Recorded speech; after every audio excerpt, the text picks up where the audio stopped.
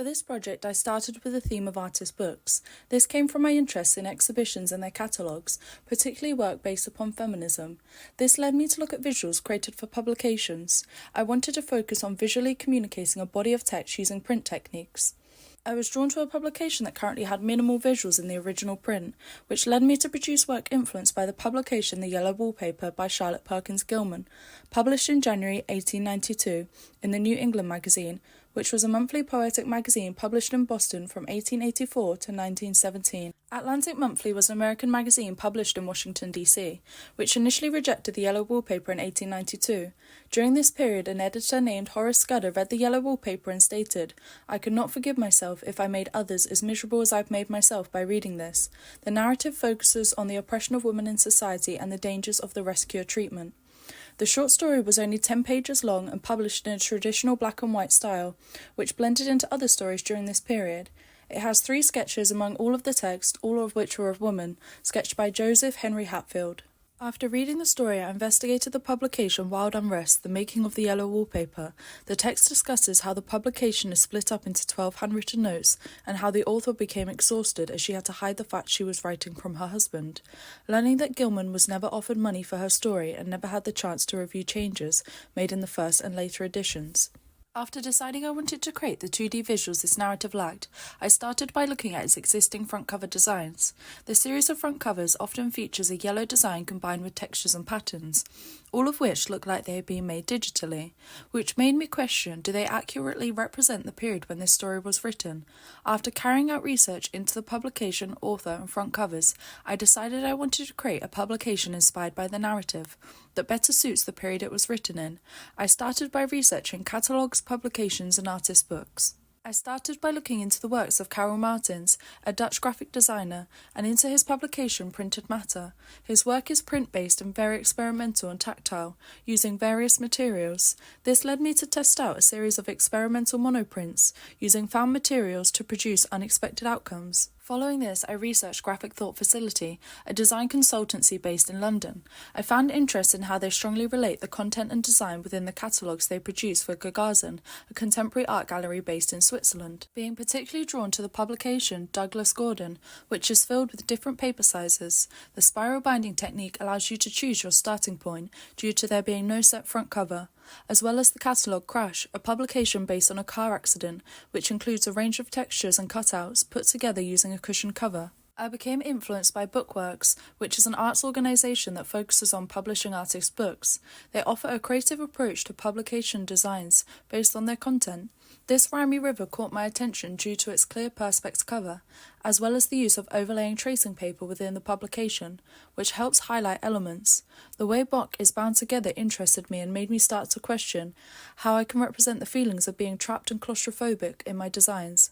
This research informed my planning on ways to represent the content using layout, including exploring tracing paper and paper folds. After researching layout designs, I then moved on to revisit printing techniques used in the 1800s to relate to when the yellow wallpaper was published in 1892. The most common printing techniques around this time were lithography, a popular printing technique from 1820, and wood carving, founded in the 1700s. I also explored the style of design during this period, starting by looking at pieces of design produced during the 1890s, gaining research from the History of Graphic Design Volume 1, looking into a variety of work which allowed me to recognise common styles. This included borders outlining the work and text, simplicity with colour and overlapping elements. This research led me to look at typographic ornaments and designs. I then explored decorative ornament printing to create a range of test prints, though I found it challenging to get both a clean and consistent print from using the small blocks with a hand stamping technique. Exploring another way to achieve this, I decided to redesign my border and print it using a laser cutter to carve out my design, using an A5 piece of MDF to cut out my background and leave my design. I then went on to emboss my paper using my A5 MDF, resulting in a consistent and clean border design that was effective but subtle. Looking at Whirligig, a publication created to showcase a font, made me think about how I could use the border elements within my designs to help highlight the type inside the frame by using a bold and repetitive pattern. Reflecting on using wood carving to create designs and patterns, I wanted to incorporate this into my project in a realistic way. Though I didn't have access to tools for lithography printing, I wanted to use a similar process, which made me choose monoprinting.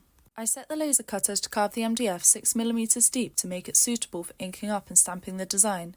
I then monoprinted my border onto my poster designs to frame the typography. It was an effective way to print onto thicker and more textured pieces of work. I then explored adding textures over the top of the type using wallpaper. Thinking further into suitable printing techniques led me to look at using a Vandercook press, founded in 1901. This technique allows you to press your designs clearly by lining it up within the board that's just over A3 size. I found it challenging to structure my type using the wooden letterpress, due to wanting to keep a consistent typeface, though I only had access to 2 of each letter. This process was overall restricting and time-consuming with larger pieces of type, which meant I couldn't use it often in my project, though I'm glad I got to explore this technique with my poster designs. I found monoprinting an effective printing technique that resembles the style of lithography, and use it largely within my project. Using this technique to create a range of textures, especially using wallpaper patterns to produce a range of outcomes. After carrying out a range of handcrafted techniques, I started to think about both the limitations and connections of creating things by hand, questioning why I'm so invested in making things off-screen and if it holds more value. It certainly seems more personal and thought out. One of the publications that supported me in this way of thinking was What is Graphic Design For?, where Twemlow states, many designers, alienated by the slick finishes produced by a limited range of ubiquitous software applications, have discovered that the process of making things is both physically rewarding and a rich territory for investigating meaning. For this project, I crafted 2 interactive publications, planning ways to highlight the form-content relationship. I looked at the design studio Artwork Love based in Paris, where I was particularly interested in the layout of the catalogue, Create Your Own Version of Happiness, which is filled with different paper sizes in an unregulated layout. This is an element I took into my publication to cause narrative disruption and alter linear reading. My publication is purposely chaotic and overwhelming, which is achieved by using inserts and foldouts. These are both feelings I wanted to represent that are displayed in the narrative. A strong example of this would be the way I designed and overlaid the tracing paper, with text from the narrative that repeatedly describes the pattern on the wallpaper, which is forced into a rectangle. I slowly adjusted the size and the tracking of the typography to achieve a claustrophobic design. When designing my texture book, I was fascinated by Libri Ligibi, a series of unreadable books. They have no words and focus primarily on the sensory and visual aspects of the book. Bruno Munari is successful in doing this by using a range of creative paper cuts. Inside my texture book, I have a short introduction about my project, which then leads on to pages of different layouts of textures, prints, and posters. I held back from keeping a consistent structure or adding blocks of text, as I wanted the textures and interactive aspect to be the focus. During my heavily print-based project, I questioned ephemerality versus permanence. My project focused on making the narrative heard and better known, though to achieve this, does my work need to be available digitally? This led me to look at the Serving Library, a non-profit organisation that publishes online and print-based articles, all of which are available to download and view as PDFs, challenging the hierarchy between formats. Relating to my publications, I started to question what is lost and gained in digital reproduction. They lose their interactive and tactile aspect but become less limited in access. As I was producing my work, I questioned which was more important for this project. After research and consideration for this project, the tactile and sensory element allows for a more engaging experience, which allows readers to get a better understanding of the information and emotions I represented.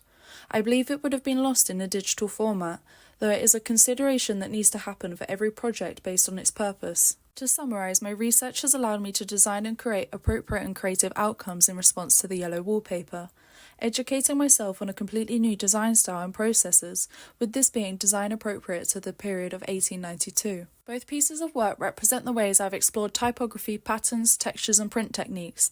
I have allowed myself to develop and learn a range of techniques to create my publications.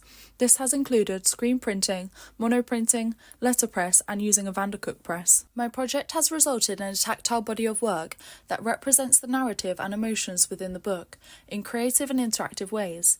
The publications complement one another, as the smaller one allows you to understand both the narrative and my project, whilst learning about important elements such as the rescue, as my texture book is an experimental and playful publication that represents the processes I have explored.